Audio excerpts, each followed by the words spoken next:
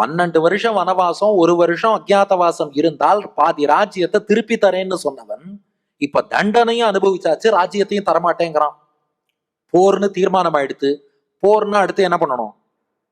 என்ன பண்ணணும்? கூட்டணி சேர்க்கணும். இப்ப எலெக்ஷன் வரப்போறதுன்னா என்ன பண்ணுவா? அடுத்து யார் யார் எந்தெந்த கூட்டணி, அதுலயும் ஒவ்வொரு எலெக்ஷன்லயும் யாராவது ஒருத்தர் அவர் மட்டும் கேள்விக்குறியா இருப்பார். இவர் இந்த பக்கம் போறாரா, அந்த பக்கம் போறாரா, இவர் எப்ப போய் சேர போறார் அப்படின்னு அதையே விவாத மேடைகள்ல எல்லாம் பேசிட்டு இருப்பா. அந்த மாதிரி போர்னு தீர்மானம் ஆயிடுது. யாருடைய ஆதரவு எந்த பக்கம்? அப்பதான் தர்மபுத்திரன் அர்ஜுனன்ட்ட சொல்றார், பா கிருஷ்ணன்ட்ட போய் சரணாகதி பண்ணு. பகவான் நம் பக்கம் எப்போதும் இருப்பான், அவன் தர்மத்தின் பக்கம் தான் இருப்பான்.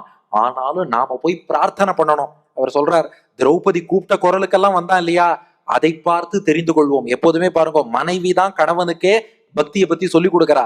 இதுவரை கணவன்மார்களாகிய பாண்டவர்கள் இதை ரியலைஸ் பண்ணல. இப்போ பாண்டவர்கள் முடிவெடுத்துடுறா கிருஷ்ணன்ட்ட சரணாகதி பண்ணணும்னு. அதனாலதான் பாக்குறோம் பாருங்க, என்னைக்குமே பெண்களுக்கு தான் பக்திங்கிறது நிறைய இருக்குமா. சான்ஸ்கிரிட்ல பக்திங்கிற வார்த்தையே பெண்பாலா வச்சுட்டா. பக்திங்கிற வார்த்தை பெண்பால். ஸ்ரத்தா கடவுள் நம்பிக்கை, அந்த வார்த்தையுமே பெண்பால். என்ன காரணம்னா பெண்களுக்கு அந்த பக்தி ஸ்ரத்தை இறை நம்பிக்கை நேச்சுரலா வரும். ஆண்களுக்கு அது சொல்லி கொடுத்தாதான். பல வீடுகள்ல மாமா ஏன் தர்ப்பணம் பண்றாருன்னா, தர்ப்பணம் பண்ணலன்னா மாமி காஃபி கொடுக்க மாட்டாங்கிறதுனாலேயே பண்ணிடுவார்.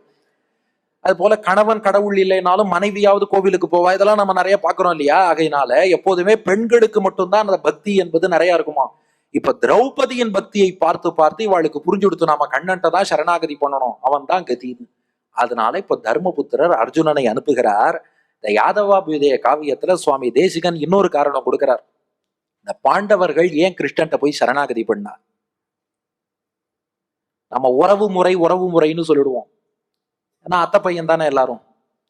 அது இல்லையா, இது உறவு முறையால வல்ல, உபதேச முறையால வந்ததுன்னார். தமோபகை தத்துவவிதாம் ரிஷீணாம் வாக்கியை ஸ்திரிவேதீம் அனுசஞ்சிகானைஹி கிருஷ்ணம் யதாவத் கிருதினோ விதந்தஹ தஸ்யாபவன் பிராணசமாசகாயா. அதுவா இந்த வனவாசம் 13 வருஷம் இருந்தா இல்லையா, 12+1. அப்போ நிறைய முனிவர்களை பாண்டவர்கள் அணிபணிந்தார்கள்.